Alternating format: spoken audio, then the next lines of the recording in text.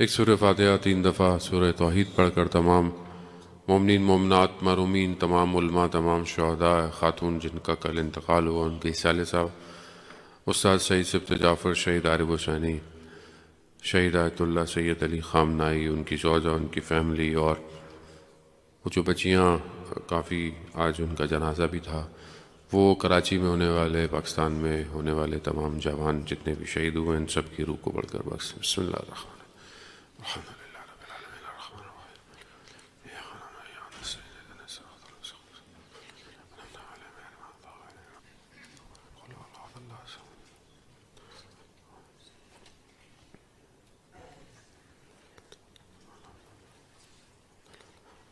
امام زمانہ کی سلامتی کے لیے بلند تر صلوات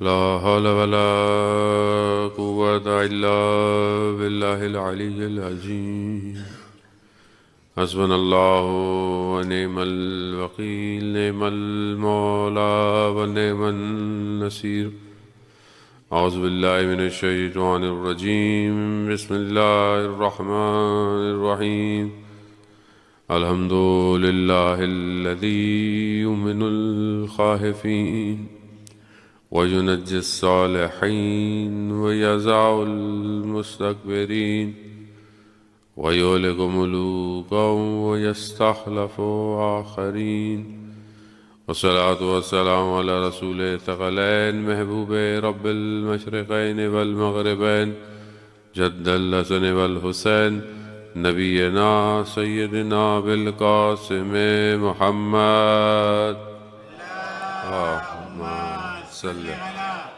محمد وآل محمد وعلى آله الطيبين الطاهرين المعصومين لا سيما بقية الله في الأرضين روحي وأرواحنا لتراب مقدمه الفداء ولعنة الله على أعدائهم أجمعين بسم الله الرحمن الرحيم رب اشرح لي صدري ويسر لي أمري واحلل عقدة من لساني يفقهوا قولي أما بعد فقد قال الله سبحانه وتعالى في كتاب الحكيم والقرآن المجيد وما خلقت الجن والإنس إلا ليعبدون صلوات بيد محمد اللهم صل على محمد وآل محمد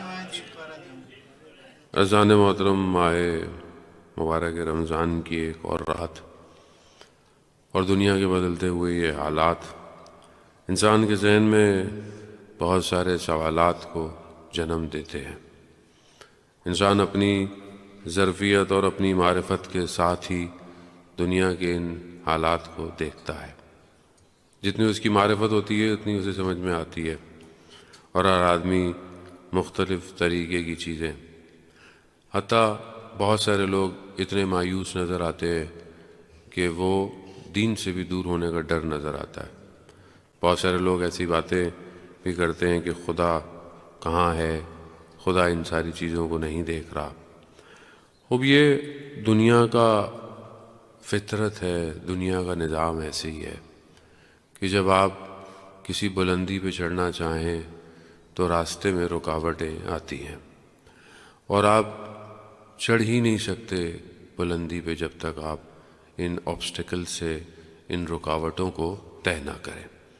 اور جب انسان کو اللہ نے خلق ہی کمال کے لیے کیا ہو تو کمال پہ جانا آسان نہیں ہے۔ کل آپ کی خدمت میں میں نے عرض کیا کہ اللہ نے انبیاء کو بھیجا، انبیاء جب آئے تو یہ آسان تو نہیں تھا۔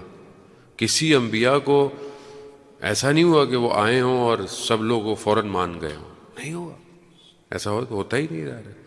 انسان آہستہ آہستہ سیکھ رہا تھا، اس کی عقل سلولی جو ہے وہ کمپلیٹ ہو رہی تھی۔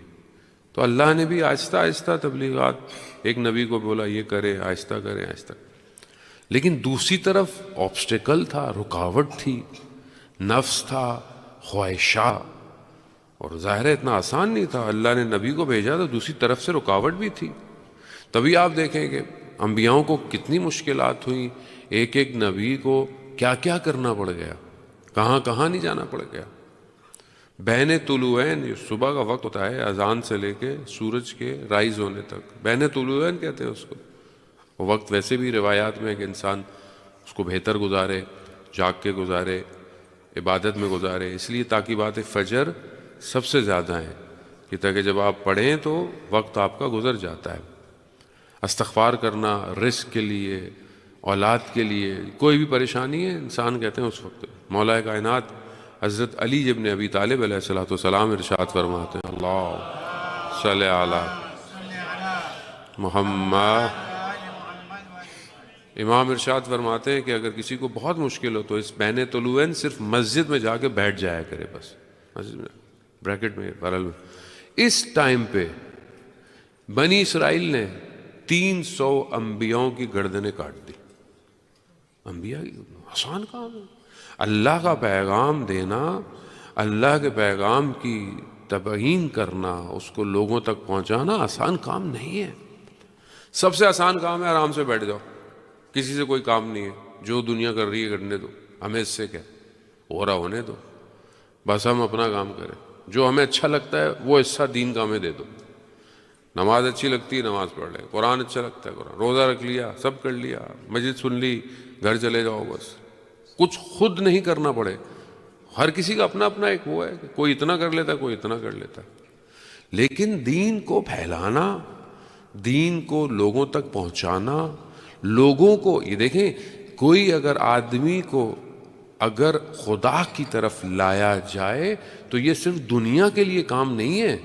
اگر ایک شخص اللہ کی طرف من الظلمات الی النور آ جاتا ہے تو نہ صرف دنیا بلکہ وہ پوری اس کی آخرت کی زندگی سنور جاتی ہے۔ ایک آدمی اگر صحیح ہو جائے تو وہ اپنی کتنی جنریشن کو صحیح کر دیتا ہے، کتنی نسلوں کو صحیح کر دیتا ہے۔ جو حدیث میں ہے کہ جب کوئی نماز پڑھتا ہے تو شیطان کا ناک زمین پہ رگڑا جاتا ہے، کہتا ساری رات میں نے اس کو بہکایا، وسوسے کیے، مگر یہ پھر صبح اٹھ کے نماز پڑھ رہا ہے۔ اب یہ ایک کام ہے، یہ صرف ظاہری کام نہیں ہے، یہ آسان کام نہیں ہے۔ ہم بہت سی چیزیں، ہمیں دین بہت آرام سے مل گیا، سستے میں مل گیا، ہمیں کوئی محنت نہیں کی ہے، ہم نے اتنی اسٹرگل نہیں اٹھائی ہے جتنی پہلے زمانے میں۔ جو ہم ایک طالب علم ہوتے ہوئے بھی ہم نے اتنی محنت نہیں کی جتنے پرانے علماؤں نے محنت کی ہے۔ علماء نے، آج لوگ علماء پہ بڑی باتیں کرتے ہیں، تو دین اتنے آرام سے پہنچا ہے ہمارے پاس، کتنی لوگوں نے محنت کی ہے، 40 سال لگے جو ہے وہ آپ دیکھیں کہ علامہ امینی کو ایک کتاب لکھنے میں، غدیر کتاب لکھنے میں 40 ایئرس لگے ان کو، مولا کائنات کی فضائل مناقب کو جمع کرنا۔ تو تبلیغ آسان کام نہیں ہے، رکاوٹ ہوگی، مشکلات آئیں گی، مگر کیونکہ آپ بڑھ اس طرف رہیں کہ جو کامیابی ہے، آپ اس طرف بڑھیں جس کے لیے آپ کو خلق کیا گیا ہے۔ تو آپ اللہ کی بندگی کے لیے خلق کیے گئے، جب آپ اللہ کی بندگی خلق کیے گئے تو اب آپ دنیا آپ کے لیے میٹر نہیں ہونی چاہیے۔ حضرت ابراہیم کو آگ اتنی بڑی تھی کہ دور سے ان کو اس میں جھونکا گیا، قریب سے قریب اتنی زیادہ آگ تھی، مگر آپ حضرت ابراہیم کو دیکھیں کہ جب حضرت جبرائیل آئے، کہا میں کوئی آپ کی مدد کروں، کہا نہیں، وہ خدا، حالانکہ حضرت جبرائیل بھی خدا ہی کے بندے تھے، لیکن کہا کہ نہیں، وہ دیکھ رہا ہے۔ تو یہ جب آپ دین کی طرف آتے ہیں عزیزان محترم، مشکلات آتی ہیں۔ یہ جو حادثہ بہرحال رونما ہوا ہے، اور لوگ کہہ رہے ہیں کہ بہرحال رہبر جو ہے وہ دوسرے شہر چلے جاتے، انڈر گراؤنڈ چلے جاتے، فلانے چلے جاتے، ایسا نہیں ہے۔ علی والے بھاگتے نہیں ہیں، بھگاتے ہیں۔ علی والے نہیں ڈرتے کہ لیکن ایسا نہیں ہے کہ انسان جان بوجھ کے اپنے آپ کو، نا ان کو پتا تھا بہرحال جب پوری عوام روڈوں پر ہے، پوری عوام گھروں کے باہر ہے، میں کیوں نیچے جاؤں، میں کیوں پیچھے جاؤں۔ اور یہی وجہ تھی۔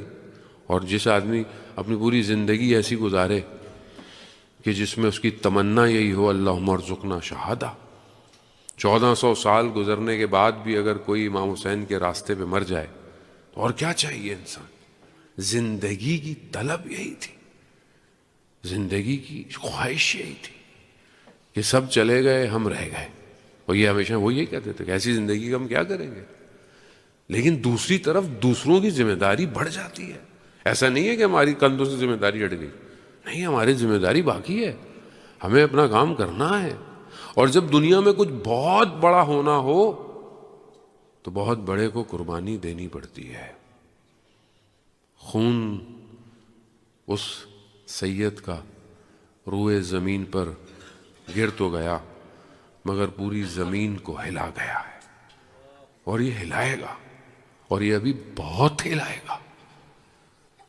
خود فرماتے تھے کہ جنگیں وسائل سے نہیں لڑی جاتی، ارادے اور شجاعت سے لڑی جاتی ہیں.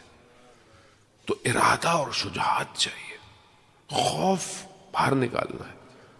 مجھے اپنا خوف ہے، آپ کو اپنا خوف. ہر بندہ اگر اپنے خوف میں ہو تھوڑی کچھ کر سکتا ہے.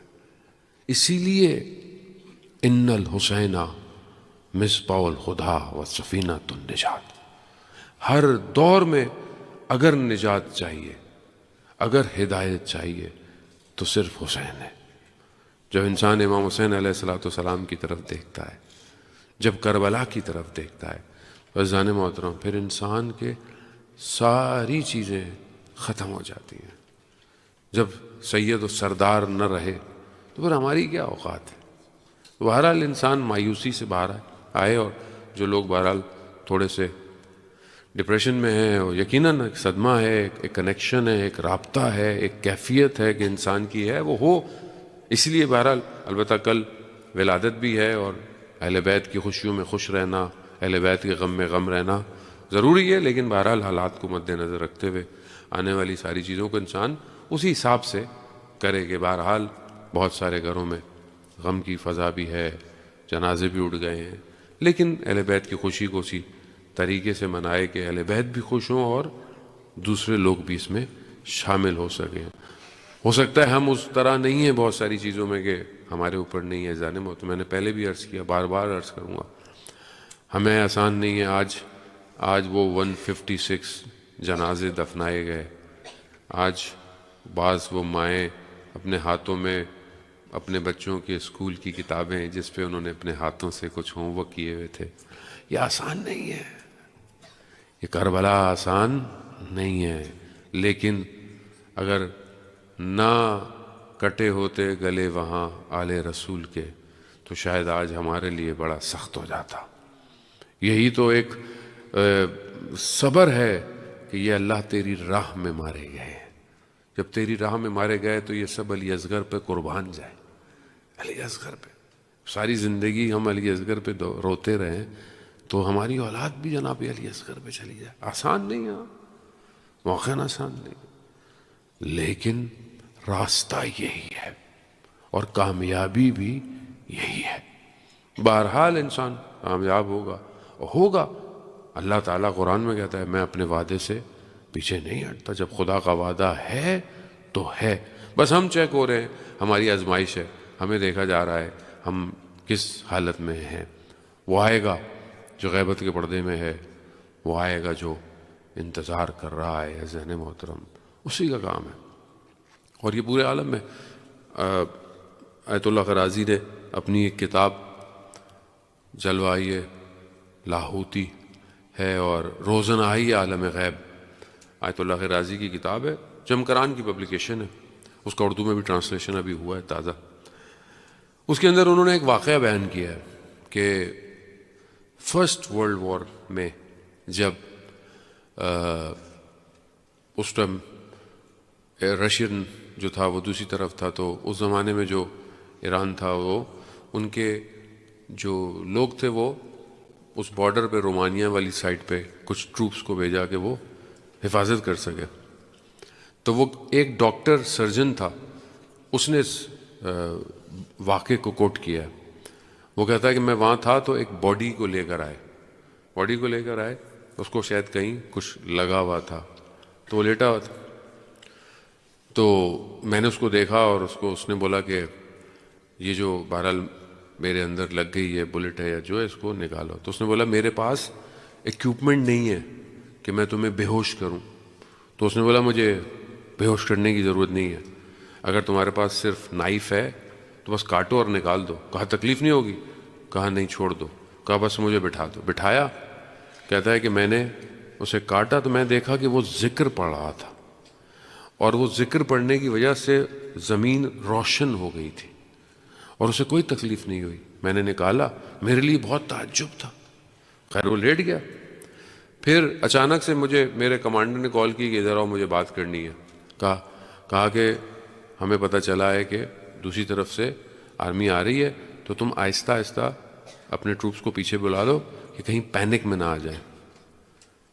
تو کہا ٹھیک ہے. میں آیا تو میں کسی اور پہ تو ٹرسٹ نہیں کر سکتا تھا, تو میں نے ایسی اس کو یہ بات بتا دی, وہ جو زخمی لیٹا ہوا تھا. تو اس نے مجھے بولا کہ نہیں ایسا کچھ نہیں ہوگا, وہ لوگ نہیں آئیں گے, اور ہو سکتا ہے اب تک وہ واپس چلے جائیں. تو میں بہت تعجب ہوا. میں نے جا کے جب بتایا تو اس نے بولا کیسی باتیں کر رہے ہو, اور تھوڑی دیر میں پتہ چلا کہ ویسے ہی ہو گیا. اب میرے لیے بہت زیادہ یہ حیرت ہو گیا کہ یہ کون ہے, کہ ایک تو اس کو تکلیف کوئی نہیں ہوئی, دوسرا اس کو یہ باتیں کیسے پتہ چلی ہیں. تو میں نے اسے پوچھا کہ بھائی تم کون ہو.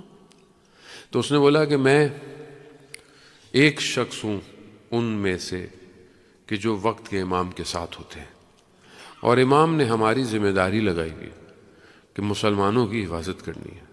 تو ہم الگ الگ جہاں جہاں ہماری ڈیوٹی ہوتی ہے ہم وہاں پر پہنچے ہوئے ہوتے ہیں.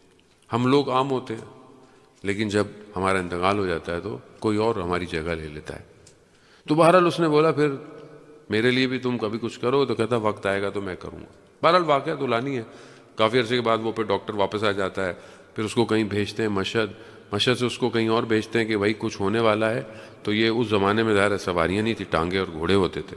تو کہتے ہیں میں جا رہا تھا جا کے کسی کو ٹریٹ کرنے فوجیوں کو, تو اچانک سے نا میں نے دیکھا کہ میری سواری میں بیٹھا ہوا ہے اور ایک شخص سے کچھ باتیں کر رہا ہے. کہتا ہے اس ڈاکٹر نے میری مدد کی تھی, اس کا خیال رکھنا. اور انہوں نے وہاں کچھ حادثہ ہونے والا تھا, مجھے وہاں پہنچنے سے پہلے ہی بچا لیا. عزیزان محترم, بہرحال کتابوں میں, حدیث کی کتابوں میں ہے کہ کچھ لوگ امام کے ساتھ ہوتے ہیں. امام کے انہوں نے رجال الغیب کہتے ہیں, وہ آج بھی ہیں. لیکن اس کا مطلب یہ نہیں ہم اپنی ذمہ داری ادا نہ کریں. وہ اپنی ذمہ داری ادا کر رہے ہیں, ہم بھی اپنے آپ کو اس قابل کریں کہ امام زمانہ ہمارا انتخاب کر لیں. ہمیں یہاں سے اٹھا کر ہمیں کسی اور جگہ لے جائے, بولا ہاں تم یہ ہمارا یہ بندہ کام کا ہے, یہ بڑے کام کے لیے, اس کو اٹھا لو یہاں سے کہیں اور لے جاؤ. خوب انسان اس قابل ہو.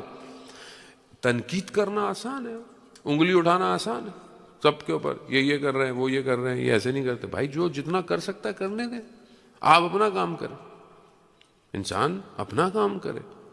انسان, میں نے اتنی حدیثیں کل اس دن پڑھی آپ کی خدمت میں عقل والی, وہ اسی لیے تھی کہ انسان دوسروں کی چھوٹی نیکی کو بڑا شمار کرے, نہ کہ لوگوں کی نیکیوں کے اوپر انگلیاں اٹھائے بیٹھ کے کہ یہ آپ نے کیا کیا. نہیں, ایسا نہیں ہے. جو کر سکتا ہے انسان کرے, جانے موت.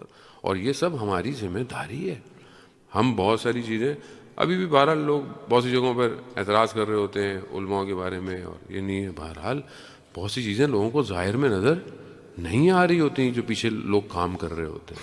بہرحال انسان اپنی زندگی میں اپنا حق ادا کرے اور اپنے امام کے لیے اپنے آپ کو تیار کرے. عزیزان محترم, قیامت والے دن آپ اللہ سے یہ نہیں کہیں گے کہ اس نے یہ نہیں کیا, اس نے یہ نہیں کیا.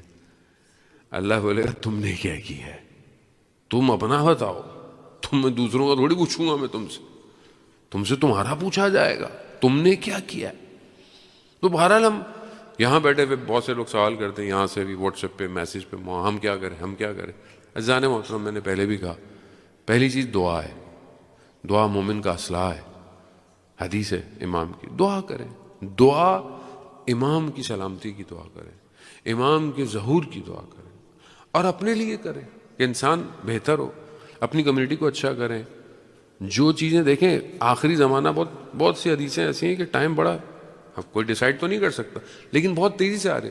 تو ہم کم از کم اپنے مسائل تو حل کریں, اپنی کمیونٹی کے مسائل تو حل کریں, اپنے گھر کے مسائل حل کریں, اپنے ہمسایوں سے, اپنے رشتہ داروں سے. آپس میں اگر کوئی ہماری ایک دوسرے کے ساتھ نفرت ہے, کدورت, اس کو دور کریں. ایک کم از کم ان حالات میں یونٹی تو شو کریں, اپنے اندر کی تو یونٹی شو کرے انسان, اور ایمان کی حفاظت کرے انسان, حفاظت کرے, اور خدا کی بارگاہ میں شکر کرے. کل بھی میں نے آپ کی خدمت میں کچھ حصہ بیان کیا کہ ان حالات میں, اضطراب میں انسان کیا کر سکتا ہے. اس سے پہلے بہرحال ایک آپ کو ریکویسٹ کرنی تھی کہ یہاں پر جو ہے وہ سیٹرڈے کو ڈاکٹر صاحب ہیں, انہوں نے مجھے بہرحال میسیج بھی بھجوایا ہے عباس کے ذریعے سے, وائس پریزیڈنٹ کے ذریعے سے, کہ جو ہے وہ آپ لوگوں کو یہ پہنچا دیں، خاص طور پہ جو کینسر کے شاید پیشنٹس ہیں ان اس کے لیے، لیکن یہ نہیں کہ جو پیشنٹس ہیں سیٹرڈے کو میرے خیال میں 5:30 بجے سے لے کر 6:30 بجے سیٹرڈے کو یہاں پہ ہفتے کو یہاں پہ ڈاکٹر کا ایک سیمینار ہے. ڈاکٹر آپ کو ڈیٹیل بتائیں گے. بہت ساری ایسی بیماریاں ہیں تاکہ آپ کو پتہ ہو کہ کون سی چیزوں کی وجہ سے انسان مریض ہو سکتا ہے. پھر آپ کے کوشچن آنسر سیشنز ہوں گے، آپ ان سے سوال کر سکتے ہیں. تو یہ ڈاکٹر عارف علی ہیں، میڈیکل انکولوجسٹ ہیں، تو انہوں نے ریکویسٹ کی ہے کہ کم از کم یہ اویئرنیس بہت ضروری. اور اگر آپ کی کمیونٹی میں زان محترم آپ کو یہ چانس مل رہا ہے، کنسلٹنسی مل رہی ہے فری میں، تو اس سے فائدہ اٹھائیں. بعض اوقات بیماری پوچھ کے نہیں آتی ہے، بہت ساری بیماریاں انسان کے اندر ہوتی ہیں، تو کم از کم انسان بیسٹ یہی ہے کہ انسان پریکاشن کرے ہر بیماری سے. تو انشاءاللہ امید ہے کہ آپ لوگ اس سیشن میں شرکت کریں گے بھرپور، اور ڈاکٹر صاحب کے ساتھ اپنے آپ کو کنیکٹ کریں گے. عزیزان محترم، 3 چیزیں میں نے کل آپ کی خدمت میں بتائیں کہ اس اضطراب کی کنڈیشن کے اندر انسان کیا کر سکتا ہے. پہلی چیز ہے کہ انسان اپنے آپ کو اللہ کے ذکر سے دور نہ کرے. جو اللہ کے ذکر سے دور ہو جاتا ہے تو پھر انسان کی زندگی مشکلات ہوتی ہیں. دوسری چیز میں نے آپ کی خدمت میں دی کہ انسان یقین اور رضا کی منزل پہ پہنچنے کی کوشش کرے. جسے یہ یقین ہو کہ خدا ہی بہتر جانتا ہے، خدا بہتر کام کرنے والا ہے، تو انسان وہاں راضی ہو جائے. انسان جتنا راضی ہوگا اتنا انسان بہتر ہوگا. انسان اپنی زندگی میں بھی راضی رہے، بہت ساری چیزوں میں جو اللہ نے اس کو دیا ہے اس کے اوپر انسان جو ہے وہ رضا جو ہے وہ اختیار کرے. تیسری چیز میں نے آپ کی خدمت بھی پرہیز کرے. انسان بے چینی سے کیا ہوگا، کیسے ہوگا، اب کیا ہوگا، یہ ہو گیا، وہ ہو گیا، اس سے بہتر ہے انسان اس مشکل کو حل کرنے کی کوشش کرے. اور اگر حل نہیں کر سکتا تو امام فرماتے ہیں صبر کرے. چوتھی چیز جو ہے وہ آج کے ان حالات میں وہ زہد ہے، یعنی انسان دنیا سے بہت وابستہ نہ رہے. جتنا انسان دنیا سے اٹیچ رہتا ہے اتنی اس کی بے چینی ہے. ذرا سی چیز، بٹ کوائن گر گیا، فلانا فوریکس گر گیا، شاید میں نے 1 روپے بھی نہیں لگایا لیکن میں اس ٹینشن میں ہوں، گولڈ کہاں جا رہا ہے، فلانا کہاں جا رہا ہے، خوب کیونکہ میری وابستگی بہت زیادہ ہے. جس کا کام ہے اس کا کام ہے، جس کا کام ہے ٹھیک ہے، ہو گیا. جب اچھا تھا تو بھی اچھا تھا، جب نقصان ہوگا تو دنیا ہے، زندگی میں اچھا بھی ہوتا ہے اور نقصان بھی ہوتا ہے. لیکن انسان اپنے آپ کو اتنا زیادہ وابستہ نہ کر لے کہ پھر اس کو باہر نکلنا مشکل ہو جائے. ابھی آپ کے سامنے جو دنیا کے حالات ہیں، اس کو کم از کم یہ انسان پریکٹیکلی اپنے آپ کو، یہ موقع ہے، اپورچونٹی ہے، انسان اپنے آپ کو دنیا سے باہر نکالے، خواہشات سے باہر نکالے، لگژری سے باہر نکال کر اپنی نارمل زندگی کی جو چیزیں ہیں. ویسے بھی والا دل جب خفا ہو تو کوئی چیز اچھی نہیں لگتی ہے. جان محترم، رسول خدا حضرت محمد مصطفیٰ صلی اللہ علیہ وآلہ وسلم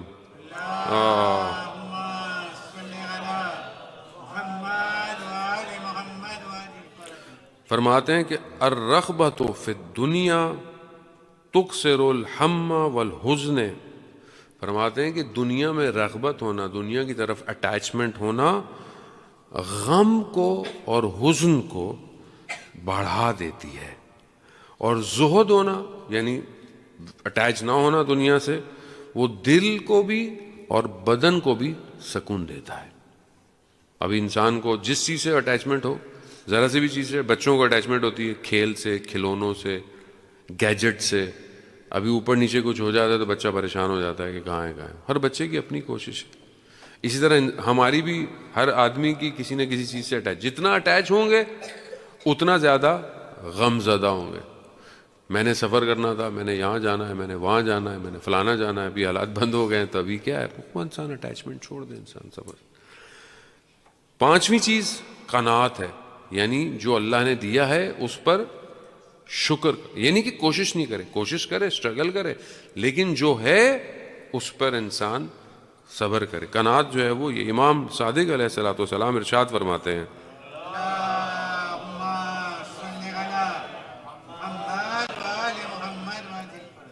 امام فرماتے ہیں من قنع بالمقسوم استراح من الہم والقرب والتعب. امام فرماتے ہیں جو اپنی تقدیر اور قسمت پر قانع ہوتا ہے وہ غم سے اور تھکنے سے امان میں آ جاتا ہے۔ ابھی بہت سارے لوگ انسان کہتے ہیں کہ بھائی زندگی میں جو ہے وہ کوشش کرتی ہے انسان، ہمیں اللہ نہیں دے رہا، ہمیں یا فلانا شخص جو ہے وہ ایسی ہے۔ اذان محترم، صدر اسلام کے اندر ایک شخص مسجد نبوی آتا تھا، رسول خدا یا رسول اللہ میرے لیے دعا کریں، یا رسول اللہ مجھے اللہ یہ دیتے، رسول خدا کہتے جو ہے شکر ہے، کافی ہے، کافی کرو۔ بہت اصرار کرتا تھا، بہت کہتا تھا کہ مجھے آپ دعا کریں میرے لیے بہت مال آ جائے، مجھے بہت مال مل جائے۔ رسول خدا کہتے تھے کہ مال ٹھیک نہیں ہے، جو ہے نہیں۔ بہت اصرار کیا، رسول خدا نے کہا ٹھیک ہے، اچھا جاؤ تمہارے لیے ذبح۔ کیا ہوا؟ پہلے تھوڑے سے جانور تھے اس کے پاس، یہ شیپس وغیرہ، آہستہ آہستہ بڑھنا شروع ہو گئے، تو اس نے شہر سے باہر جگہ بنا لی کہ جہاں جانور ہو۔ پھر معاملہ اور بڑھنا شروع ہو گیا، پہلے ہر نماز میں آتا تھا، اب جب معاملہ بڑھ گیا، حساب کتاب بڑھ گیا، تو پھر ایک نماز میں آنے لگا، آہستہ آہستہ اور بڑھ گیا، تو ایک کے بجائے ہفتے میں ایک دن آتا تھا۔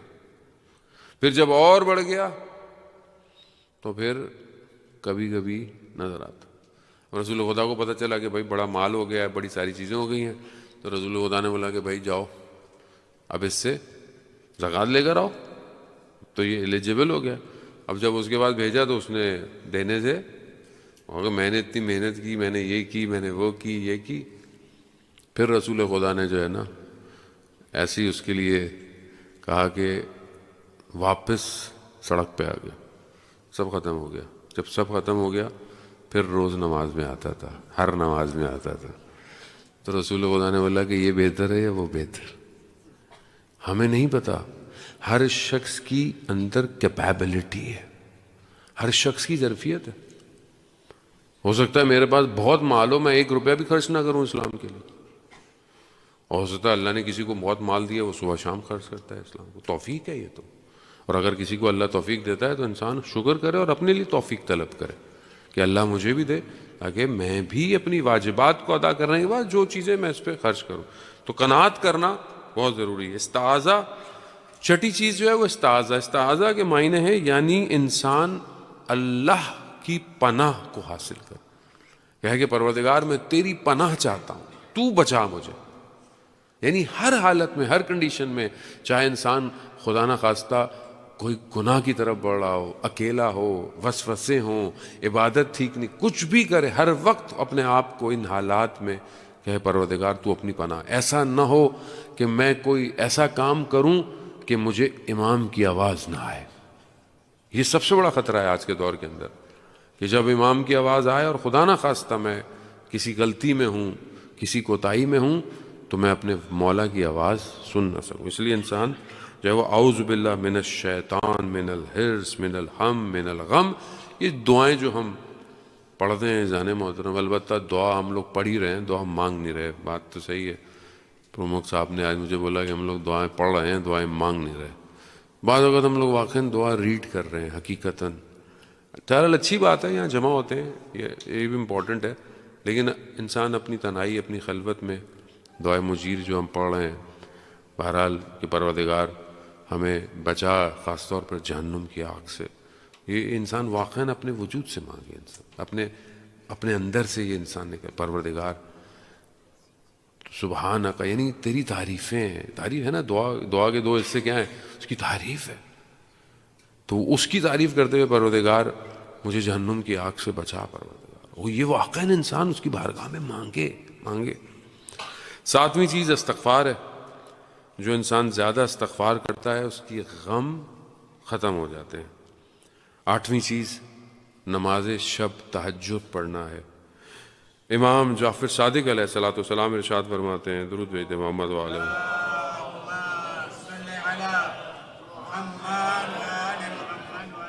اجان محترم، ویسے بھی آپ جانتے ہیں، حدیث میں بھی ہے، روایات میں بھی، علماء بھی فرماتے ہیں، دنیا چاہیے نماز شب پڑھے، دین چاہیے نماز شب پڑھے، آخرت چاہیے نماز شب پڑھے۔ اب امام کی آپ کو میں امام کی حدیث آپ کی خدمت میں، امام فرماتے ہیں صلاۃ اللیل تو حسن الوجہ، جو نماز شب پڑھتا ہے اللہ اس کے چہرے کو خوبصورت کرتا ہے۔ پہلی. دوسری چیز امام فرماتے ہیں وہ تو حسن الخلق، اس کا اخلاق بھی اچھا ہو جاتا ہے. جو نماز شب پڑھتا ہے اس کا چہرہ بھی خوبصورت ہوتا ہے اور اس کا اخلاق بھی اچھا ہوتا ہے. وَتُطَيِّبُ الرِّحَ، اور اس کے بدن سے اچھی خوشبو آتی ہے، اچھی بو آتی ہے اس کے بدن سے. وَتُدَرُّ الرِّزْقَ، پروردگار اس کے رزق میں بھی اضافہ کر دیتا ہے. وَتَقْضِ الدَّيْنَ، اور اس کا قرضہ بھی اتار دیتا ہے. وَتَذْهَبُ بِالْحَمِّ، اور غم کو اس سے دور کر دیتا ہے. وَتَجْلُ الْبَصَرَ، اور اس کی آنکھوں میں جلا دیتا ہے، یعنی ایک خاص روشنی دیتا ہے. ایک نماز کی کتنی کوالٹیاں چھٹے امام فرما رہے ہیں ذہن محترم، امام کی حدیث ہے. خوب انسان واقعاً چاہتا ہے اس کا اخلاق اچھا ہو، اس کا چہرہ بہتر ہو، اس کے رزق میں اضافہ ہو، اس کے قرضے دور ہو جائیں، اس کے غم ختم ہو جائیں.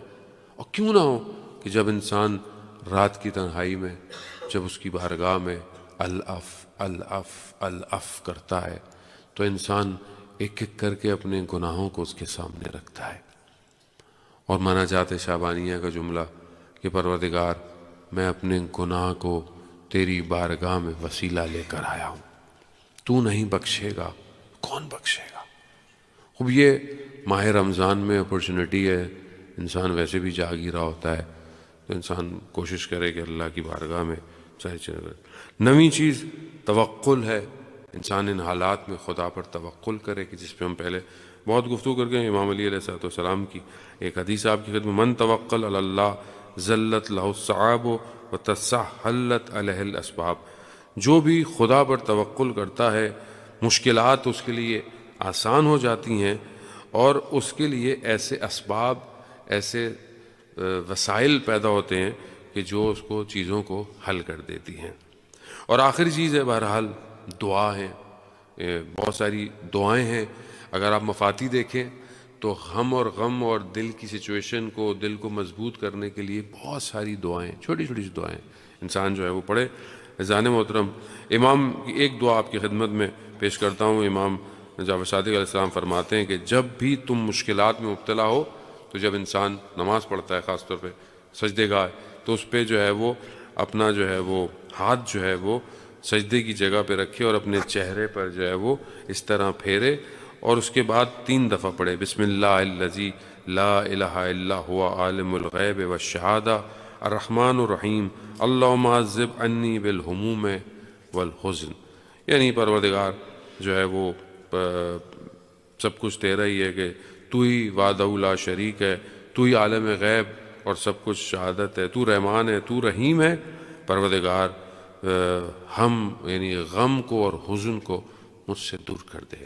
بہرحال یہ دعائیں ہیں، یہ ذہن محترم، یہ آج کے حالات میں کہ جہاں انسان اتنا مجبور ہے، اپنے آپ کو مضبوط رکھیں، اپنے حوصلے کو مضبوط رکھیں، کربلا کو یاد رکھیں. ذہن محترم، کربلا کی روز عاشورہ کو یاد رکھیں، اس وقت کو یاد رکھیں کہ جب سب لٹ گیا تو ایک چھوٹی سی بچی اپنے چچا کے پاس گئی، کہا کہ چچا جان بھائی بہت پیاسا ہے، بچے بہت پیاسے ہیں، چچا جان پانی لے آئیں. کس امید سے وہ اپنے چچا کے پاس گئی؟ حضرت عباس نے کہا بیٹا اپنے بابا سے اجازت لے دو، ہم پانی لے آئیں. مقاتل میں یہی بیان کرتے ہیں علماء بھی کہ بچی حال دل ہے کہ بچی اپنے بابا کے پاس گئی ہوگی، کہا ہوگا کہ بابا چچا کو پانی کی اجازت دے دیں. امام نے کہا ہوگا بیٹا آپ کو آپ کے بھائی کی پیاس کی فکر ہے، میرا بھائی گیا تو واپس نہیں آئے گا. ہاں زادان محترم، روزے دار ہیں آپ، ایام روزے چل رہے ہیں اور آپ جانتے ہیں کہ روزے کی حالت میں ہمارا رہبر دنیا سے چلا گیا. یقیناً کربلا کی پیاس تو کربلا کی پیاس ہے، لیکن اس کربلا کی پیاس کو یاد رکھا ہوگا. یقیناً وہ لمحہ جب حضرت عباس اپنے بھائی اپنے مولا کے پاس آئے، کہا کہ مجھے جنگ کی اجازت دیں، کہا عباس تم ہمارے فوج کے سردار ہو۔ تو حضرت عباس نے کہا مولا وہ فوج کہاں ہے جس کا میں سردار ہوں، سب جا چکے ہیں۔ پانی کی اجازت ملی اور حضرت عباس پانی لینے چلے گئے۔ عزیزان محترم، آسان نہیں ہے، سخت ہے، بہت سخت ہے۔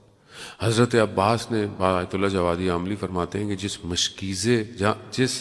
جس خیمے میں مشکیزے ہوتے تھے پانی کے، کہتے ہیں کہ وہ مشکیزے اٹھانے گئے تو ایسا منظر دیکھا کہ حضرت عباس کا دل پھٹ گیا۔ چھوٹے چھوٹے بچے اس خیمے میں جہاں کبھی پانی ہوتا ہوگا، اور پانی کی وجہ سے زمین تھوڑی گیلی ہوگی، نم ہوتی ہوگی، شاید نہیں تھی اس وقت لیکن ہوتی ہوگی،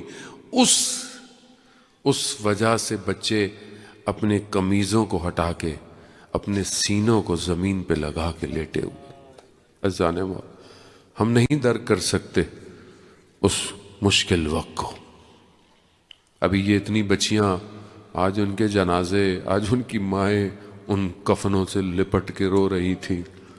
نہیں، اگر واقعاً کربلا کے بچے نہ ہوتے تو شاید ہم مر چکے ہوتے۔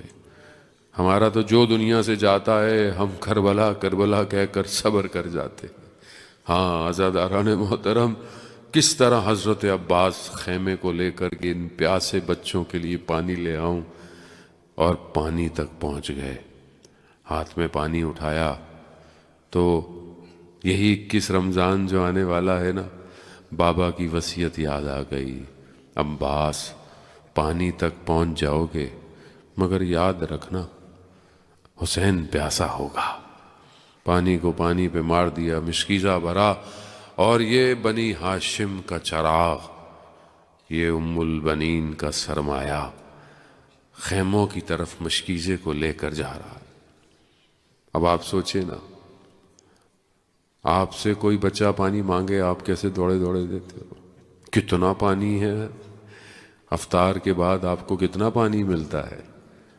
سوچیں کہ حضرت عباس کو، کہ جب بچے پانی کا انتظار کر رہے ہیں، سواری خیموں کی طرف ہے، بعض مقتل کہتے ہیں اٹھ اٹھ کے حضرت عباس دیکھتے تھے خیمے کتنے دور رہ گئے۔ دشمن نے وار کیا، دایاں بازو شہید ہوا، بایاں بازو شہید ہوا۔ ابھی یہی تھا کہ ایک دشمن نے مشکیزے پر تیر مارا، پانی بہہ گیا، حضرت عباس کی امیدیں بھی بہہ گئیں۔ سواری نے رخ موڑ لیا، ایک تیر حضرت عباس کی آنکھ پر لگا۔ عزاداران محترم، نہ جانے کس طریقے سے اس تیر کو نکالنے کی کوشش کی ہوگی۔ ایک گرز آیا جو حضرت عباس زین سے زمین پر آ گئے۔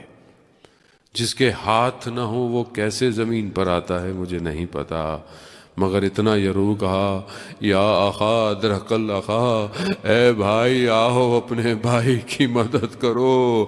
جب پہلے کوئی گرتا تھا تو حضرت امام حسین خیموں سے بڑی تیزی میں آتے تھے، کیونکہ خیموں کی حفاظت کرنے والے حضرت عباس ہوتے تھے۔ مگر ابھی ایک نگاہ خیموں کی طرف ہے، ایک نگاہ جناب عباس کے بدن کی طرف ہے۔ پہنچے اپنے بھائی کے بدن پر اور اپنے بھائی کے سر کو زانو پر رکھا، خون کو صاف کیا۔ بھائی بھائیوں میں نہ جانے کیا گفتگو ہوئی۔ ایک جگہ بیان کرتے ہیں کہ امام حسین نے کہا عباس تم نے پہلے کبھی ہمیں بھائی نہیں کہا، آج کیوں بھائی کہہ دیا؟ کہا کہ جب میں زمین پر گر رہا تھا تو جناب فاطمہ زہرا نے مجھے بیٹا کہا۔ بس عزاداران محترم، جناب عباس کی روح پرواز کر گئی۔ علم اٹھایا، خیموں کی طرف چل دیے۔ بچے دیکھ رہے ہیں کہ چچا عباس آ رہے ہیں، پانی آ رہا ہوگا، لیکن جیسے ہی پہنچے تو چھوٹی سی بچی نے کہا بابا چچا کہاں رہ گئے؟ کہا علم آیا، علمدار نہ آیا، چچا نہر کنارے رہ گئے۔